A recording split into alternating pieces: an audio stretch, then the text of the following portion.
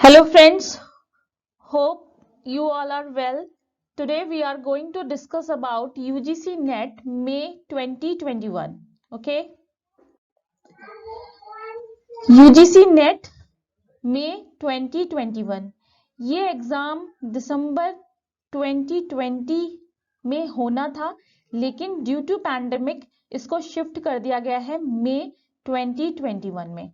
ठीक है, वैसे जो रेगुलर एग्जाम्स होते हैं यूजीसी नेट के वो जून देन दिसंबर में कंडक्ट किए जाते हैं, लेकिन लास्ट ईयर पैंडेमिक की वजह से जून का एग्जाम नवंबर में कंडक्ट कराया गया, नवंबर 2020 में जून 2020 का एग्जाम, और दिसंबर का शिफ्ट कर दिया है मई 2021 में।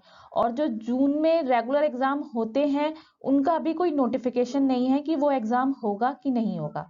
ठीक है, अभी जो नोटिफिकेशन है वो मई 2021 के लिए है। अब नोटिफिकेशन में क्या क्या है वो डिटेल देख लेते हैं। ये वेबसाइट है यूजीसी नेट की। ठीक है, जिसको भी फिल करना है वो ugcnet.nta.nic.in पर क्लिक करके यहां से देख सकता है। ठीक है, एप्लीकेशन फिल कर सकता है। बाकी जो लिंक है इसका वो डिस्क्रिप्शन बॉक्स में आपको मिल जाएगा। ये मेन पेज है। ठीक है, यहाँ से न्यू रजिस्ट्रेशन कर सकते हैं, और जो ऑलरेडी रजिस्टर्ड है वो अपनी फर्दर डिटेल या फिर फीस पेमेंट के लिए अगेन साइन इन कर सकते हैं यूजिंग योर लॉगिन डिटेल्स। ठीक है,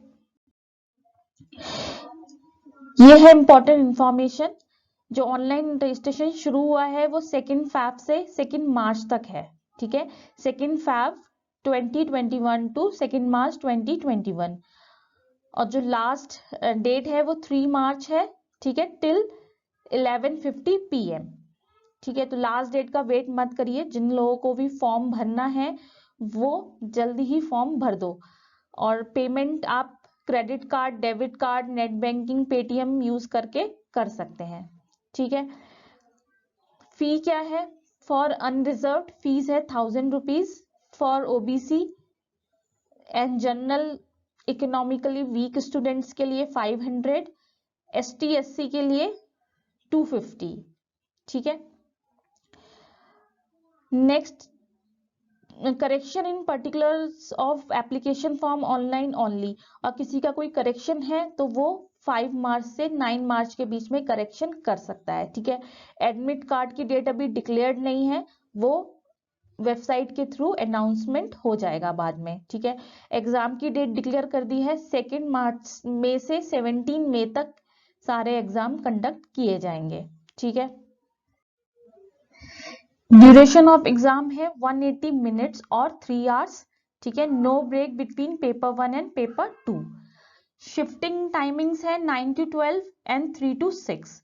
ठीक है, एग्जाम सेंटर जो एडमिट कार्ड पे होगा, और बाकी जो डिटेल होगी वो आगे नोटिफिकेशन में मिल जाएगा। ठीक है, और जो वेबसाइट्स हैं मेन वो हैं www.nta.ac.in और ugcnet.nta.nic.in। ठीक है, अब बात करते हैं एग्जाम पैटर्न क्या होगा। एग्जाम पैटर्न होगा 15 क्वेश्चंस होंगे पेपर 1 पे। पेपर 1 में है टीचिंग एंड रिसर्च एप्टीट्यूड। ठीक है, जिसमें टेस्ट की जाएगी जनरल एबिलिटी और रीजनिंग एबिलिटी ऑफ कैंडिडेट। ठीक है, और टोटल जो मार्क्स होंगे वो 100 मार्क्स होंगे, यानी कि हर क्वेश्चन जो है वो 2 मार्क्स का होगा। ठीक है, नेक्स्ट जो होगा वो 100 क्वेश्चंस होंगे सेलेक्टिव सब्जेक्ट के, जो भी कैंडिडेट सेलेक्ट करेगा, जो सब्जेक्ट जिस डोमेन से वो है। ठीक है, जिस डोमेन में उसका पीजी है उस सब्जेक्ट से 100 क्वेश्चंस होंगे, और ईच क्वेश्चन 2 मार्क्स का होगा, टोटल 200। ठीक है, तो टोटल जो एग्जाम होगा वो 300 मार्क्स का होगा। कितना टाइम होगा? 3 आवर्स। ठीक है, अब ये 3 आवर्स कैसे डिवाइड करने हैं ये आप पे डिपेंड करता है, आप किसको कितना टाइम देना चाहते हैं। दोनों पेपर कंबाइन होंगे। किसी भी टाइम एग्जाम के इन 3 आवर्स के ड्यूरेशन में आप किसी भी टाइम कोई से भी पेपर पे स्विच कर सकते हैं। ठीक है, और जो एग्जाम होगा वो कंप्यूटर बेस्ड होगा। CBT होगा। ठीक है, अब नेक्स्ट बात करते हैं medium of question paper. Question paper का मीडियम क्या होगा, तो ये बायलैंग्वेज होगा, इंग्लिश और हिंदी में। ठीक है, केवल 2 ही लैंग्वेज है, इंग्लिश एंड हिंदी।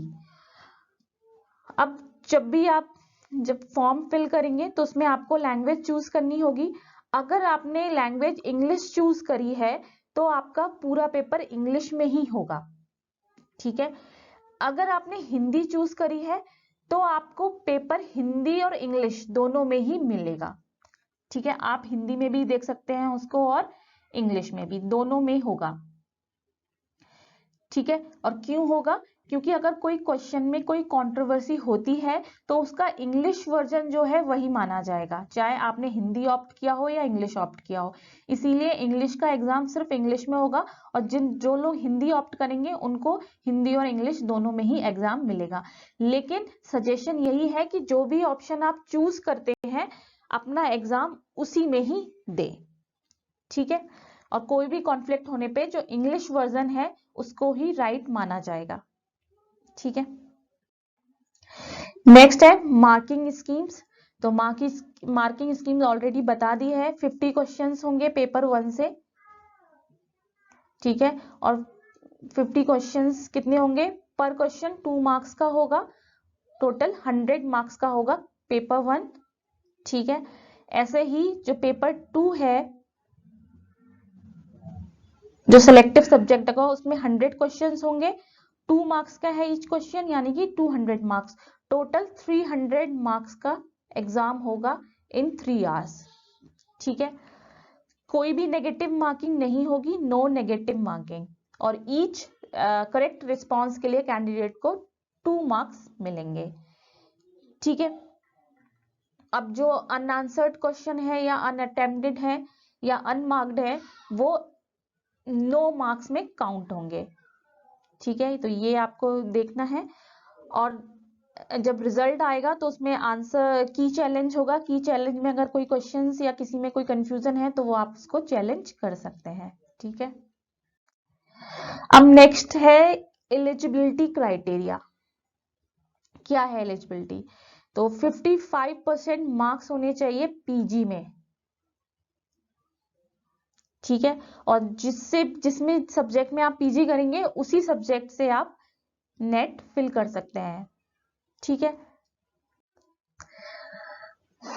नेक्स्ट है जो लोग मास्टर्स डिग्रीज परस्यू कर रहे हैं या फिर उसके इक्विवेलेंट कोई कोर्स कर रहे हैं तो वो लोग भी फॉर्म फिल कर सकते हैं, और उनको जेआरएफ या फिर असिस्टेंट प्रोफेसर का जो अवार्ड है या फिर सर्टिफिकेट है वो उनके मास्टर डिग्री कंप्लीट होने के बाद अगर उनके 55% मार्क्स आते हैं तभी मिलेगा, और ओबीसी एसटी एससी के केस में 50% मार्क्स।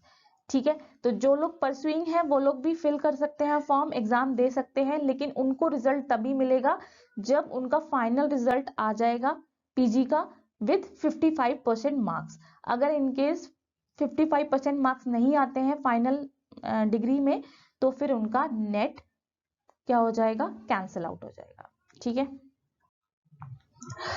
अब एग्जामिशन किस किस के लिए है, नेट, सेट और स्लेट, ये तीनों ही एग्जाम इक्वल है।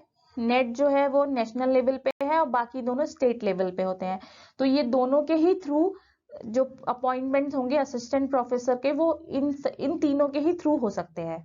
ठीक है, अभी तक राइट नाउ, लेकिन अगर इन फ्यूचर में यूजीसी के कुछ रेगुलेशंस आ जाएं तो उससे चेंजेस भी हो सकते हैं, लेकिन अभी तक जो भी असिस्टेंट प्रोफेसर के रिक्रूटमेंट होंगे, अपॉइंटमेंट्स होंगे, वो इन तीनों के ही थ्रू होंगे। एज लिमिट, जेआरएफ के लिए एज लिमिट 31 इयर्स है। ठीक है, और 5 इयर्स का रिलैक्सेशन है for OBC, ST SC and other backward classes. ठीक है, असिस्टेंट प्रोफेसर के लिए कोई अपर एज लिमिट नहीं है, कोई भी भर सकता है। ठीक है, असिस्टेंट प्रोफेसर के लिए। अब जितने भी लिंक्स हैं इससे रिलेटेड, ठीक है, वो डिस्क्रिप्शन बॉक्स में आपको मिल जाएंगे। जो लोग भी इंटरेस्टेड है प्लीज टाइमली अपना फॉर्म फिल कर दें।